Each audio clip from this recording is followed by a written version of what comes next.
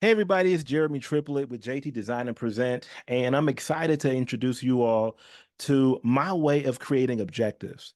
A lot of times when we're doing our presentations, we all have our own groove, our own style, and I want you to keep it, right? I really want us to adapt our own strategy for creating dope presentations. Whatever your lane is, however you get to your final product, where folks are saying, yes, you met my needs. Yes, you exceeded my expectations. And yeah, it was a dope training.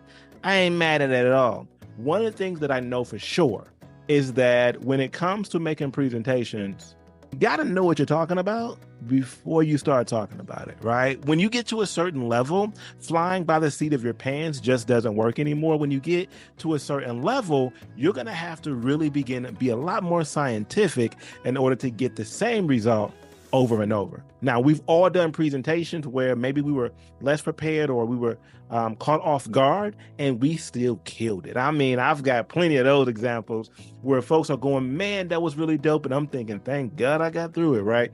And so we've all had those moments. But one of the things that's going to be critical is if you're going to go to the next level, if you're going to begin to make presentations that can get you six-figure contracts, then you're going to have to be able to start off with making objectives that are clear and that are focused, because the content is going to have to be so on point that you can't just fly by the seat of your pants. You're going to have to actually create objectives that make sense. So I had a mentor that said, you want to master your fundamentals because they're the only lessons that come up at every stage of the game. What was my mentor telling me, y'all? That a lot of times we want to get past the fundamentals and we never go back to them. Not at all.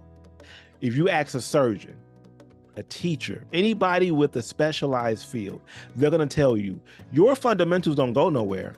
You just get used to, you create a discipline of practicing those fundamentals so that everything else you do after that becomes a lot more successful. And so as a facilitator, this being a craft, something we want to perfect, we have to do the same thing, y'all. We got to continue to perfect those fundamentals so that we can make dope presentations.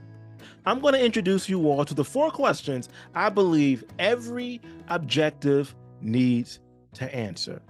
4 questions every objective needs to answer. The first question they need to answer is, what will your audience change, learn, achieve, or accomplish? You have to ask yourself, what will they change, learn, achieve, or accomplish? I want you to understand that the first question pertains to the intended outcomes of the learning experience. It is crucial to define what learners are expected to change, learn, achieve, or accomplish by the end of the session. So they could be acquiring new skills, understanding a complex concept, modifying their behavior, or achieving a goal, right? Any of those things are what they could be changing and learning, achieving, or accomplishing.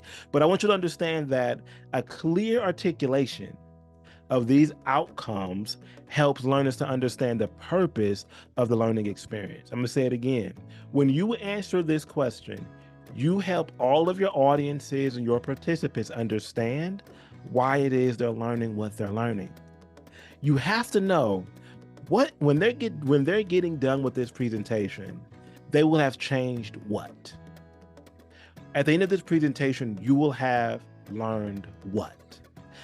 You will have been able to achieve what? You will have accomplished what? Starting off with that question first gives you your end goal. It gives you where you want to go. And if you can answer that question succinctly, if you can be clear about that, if your audience is saying, we want to learn this, we want to achieve this, we want to accomplish this, we want to change this. If you know for sure what it is you're going to do to get them to do that, your presentation is literally 80% done, right? If you can answer this question succinctly, you are on your way to making a top-notch, next-level presentation. The second question every objective should answer is, how will they learn this information? I want you to put on your instructional design hat, right? So we've got our goal already. That's question number 1, right? Your goal is, what will they change, learn, achieve, or accomplish? Now I want you to focus on, how will they learn the information?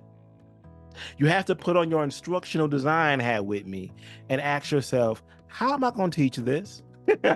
How in the world am I going to give them this information? Lots of times we simply lecture and we say to ourselves, I'm going to stand there and give it to them. That's what I'm going to do, right? And that is great a lot of times. Sometimes, in order for your audience to learn a lesson, you have to demonstrate what you're saying so that they can model what you're doing. The third question I want you to answer is, why do they need this information? Understanding why learners need this particular information or skill is paramount. It provides the context and relevance of the learning experience, answering the why behind the learning objective. This could be an improved job performance, satisfying curiosity, solving a problem. When learners understand the value and application of what they're learning, they are more likely to engage and retain the information. Listen, when learners understand why they're learning what they're learning, it helps them to agree with the objective you set out.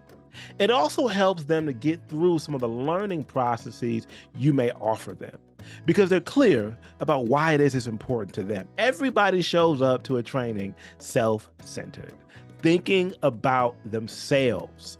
It's going to be our job as facilitators to help them understand why they need this information. Many times we start off with an issue, a pain point. You may even start off by saying, giving out a warning, if you don't learn this, what could be at stake. All of those things help the learner understand why they should learn the information. And then lastly, thinking about who's going to participate. Your who is critical. The audience that you're talking to matters most in this training. Your who.